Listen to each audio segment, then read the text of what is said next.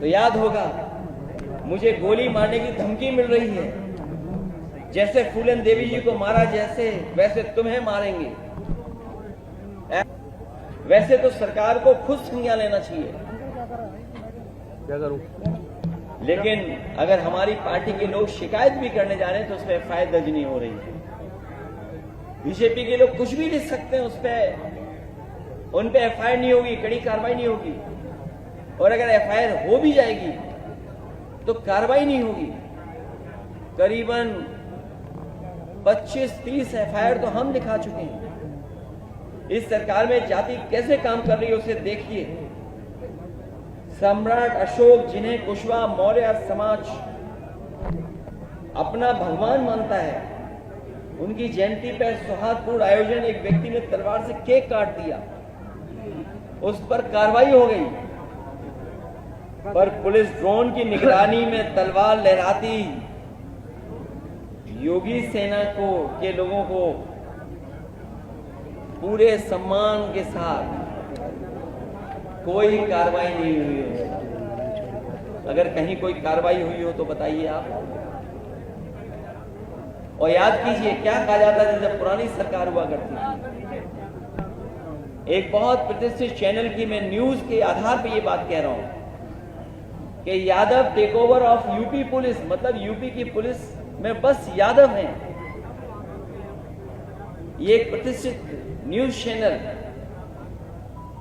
और ऐसी कई फर्जी खबरें चलाई जाती थी। केवल एक नहीं खबर चलती थी, बहुत सी खबरें चलती थी।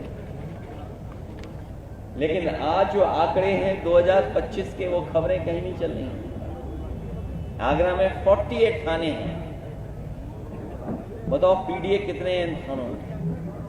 मैनपुरी में 15 थाने हैं जो सरकार के स्वजाति लोग हैं।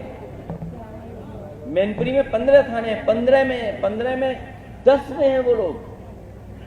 महोबा में 11 थाने हैं, 6 में सिंह साहब लोग। पीडीए के केवल 3 हैं। चित्रकूट में 10 थाने हैं, ज्यादातर में सिंह साहब लोग बैठे हैं।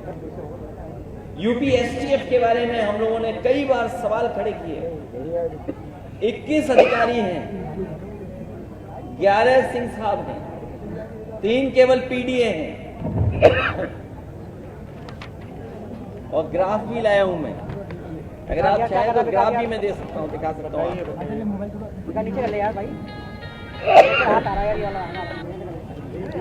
अगर आप चाहोगे तो मैं ग्राफ भी दिखा सकता हूं। मैं जानता हूं कई चैनल अपने आप ग्राफ को कवर कर रहे हो। ये ग्राफ है, ये दोबारा दिखाइए थोड़ा सा फ्रंट में ये है। ये तो मैं केवल 4 जगह का बता रहा हूं मैं आपको, केवल 4 जगह की बात कर रहा हूं मैं केवल। एसटीएफ का देख लीजिए आप सर, फ्रंट में सर।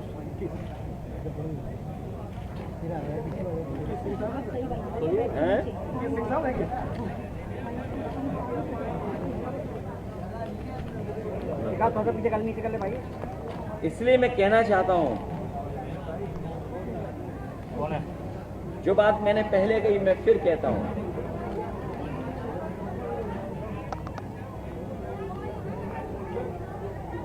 जो तथाकथित शक्ति प्रदर्शन आगरा में हुआ था, वो दिल्ली वाले लखनऊ वालों के बीच के सत्ता संघर्ष से उपजा।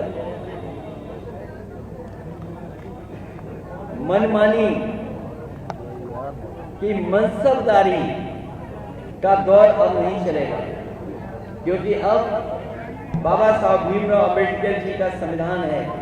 संविधान ही सर्वोपरि ही रहेगा, पहले भी था और आगे भी रहेगा। आगरा वासियों को आगे आकर के हिंसात्मक राजनीति का विरोध करना चाहिए।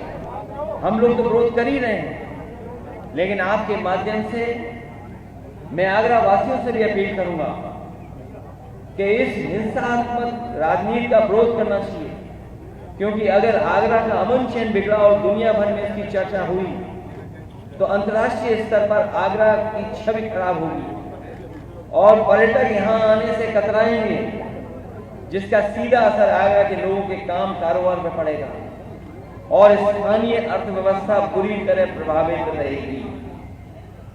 जिन लोगों ने केवल नफरत की राजनीति के लिए मुगल म्यूजियम का नाम बदल दिया, छत्रपति शिवाजी महाराज जी के नाम पर किया, अगर उनके नाम पर किया, किसी ने विरोध नहीं किया, हम लोगों ने भी विरोध नहीं किया। वो दुनिया का सबसे बड़ा आर्किटेक्ट, उसके माध्यम से वो बन रहा था, लेकिन क्योंकि समाजवादी लोग बना रहे थे इसलिए वो म्यूजियम आगे भी नया बढ़ा, वैसा का वैसे दिखाई दे रहा है।